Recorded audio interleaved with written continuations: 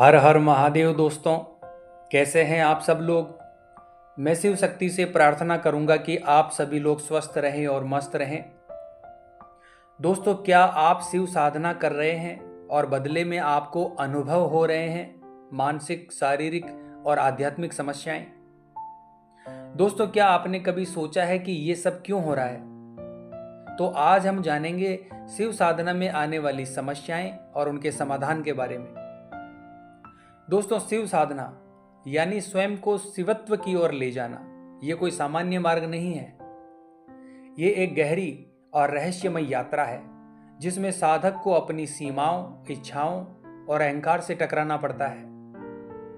ये मार्ग फूलों से सजा नहीं होता, बल्कि कांटों से भरा होता है, क्योंकि ये आत्मा की परीक्षा है। दोस्तों, इस दौरान बहुत से साधकों को शुरुआत में मानसिक बेचैनी, अनिद्रा या भ्रम जैसी समस्याएं होती हैं। कभी कभी लगता है कोई देख रहा है, कभी विचित्र सपने आते हैं, मन में डर बैठने लगता है कि क्या मैं सही कर रहा हूं या नहीं। दोस्तों, ये सभी संकेत हमें बताते हैं कि हमारे मन का शुद्धिकरण हो रहा है। हर बार जब आप ध्यान में बैठते हैं तो अंदर के विकार बाहर आते हैं। इसलिए इन चीजों को देखकर आपको बिल्कुल नहीं डरना है। इसके लिए हर दिन ध्यान से पहले 5 मिनट गहरी सांस लें और ओम नमः शिवाय का जाप करें। अगर आपका डर बढ़ने लगे तो जल में थोड़ा सा गौमूत्र, गंगा जल डालकर स्नान करें। इससे आपका मन शांत होगा। दोस्तों, कई बार साधना के दौरान पारिवारिक या सामाजिक अड़चनें पैदा होने लगती है। कई साधकों को परिवार से विरोध मिलता है। परिवार वाले कहते हैं कि तू साधु बनने लगा है, तुम किस पागलपन में पड़ गए हो। इस प्रकार के शब्द व्यक्तियों को अपने ही परिवार से सुनने को मिलते हैं। कभी व्यक्ति को समय नहीं मिल पाता, कभी सामाजिक जिम्मेदारियां उसकी बाधा बनती है। दोस्तों, शिव साधना का मार्ग हमारी अंतरात्मा से जुड़ा है। यह कोई बाहरी दिखावा या बाहरी प्रदर्शन नहीं है। दोस्तों, हमें घर वालों को बताने की जरूरत नहीं है कि आप शिव साधना कर रहे हैं। साधना को अंदर से निभाइए, वो भी गुप्त रूप से। दोस्तों, रोज सुबह या रात को 15 मिनट निकालिए। अगर समय नहीं मिले तो सिर्फ 108 बार ओम नमः शिवाय मंत्र का मन ही मन जाप कर लीजिए। दोस्तों, शिव साधना के दौरान हमें अपने शरीर पर भी इसका प्रभाव देखने को मिलता है। कभी कंपन, कभी शरीर में दर्द, थकान, इस प्रकार के हमें अनुभव होते हैं।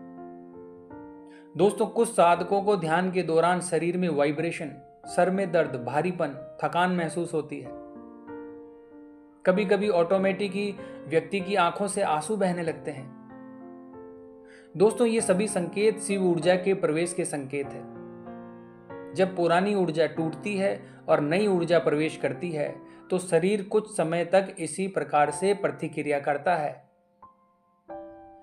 दोस्तों, साधना के दौरान ध्यान के बाद जमीन पर कुछ देर लेटकर गहरी सांस लें, गुनगुना जल पिएं, सप्ताह में एक दिन उपवास रखें, सात्विक भोजन लें।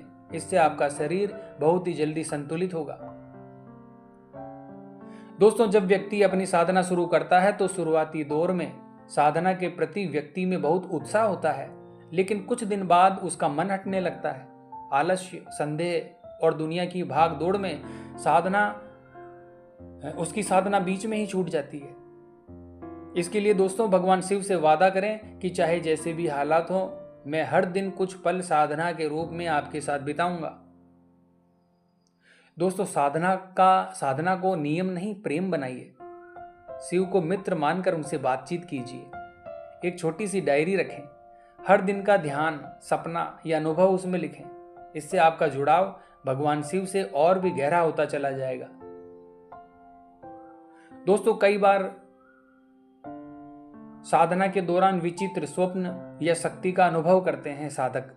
कुछ लोग सपनों में सांप, शिवलिंग या अघोरी जैसे रूप देखते हैं। कभी कभी स्वप्न में मंत्र मिलते हैं या कोई शक्ति साधक के आसपास रहती है, उसको ऐसा अनुभव होता है। दोस्तों, स्वप्न और अनुभवों को भय से नहीं, श्रद्धा से समझिए। ये संकेत होते हैं कि आपका चित्त शिव से जुड़ रहा है।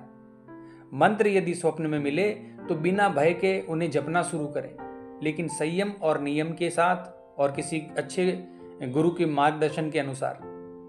और कोई बड़ा अनुभव हो तो किसी अनुभवी गुरु या ज्ञानी साधक से मार्गदर्शन लें। दोस्तों, भगवान शिव की साधना में शिव स्वयं आपकी परीक्षा लेते हैं। जब शिव किसी को बुलाते हैं तो पहले उसे कसौटी पर कसते हैं। दोस्तों, परीक्षा वही व्यक्ति पास कर सकता है जो नियमित रूप से शिव साधना में डटा रहता है।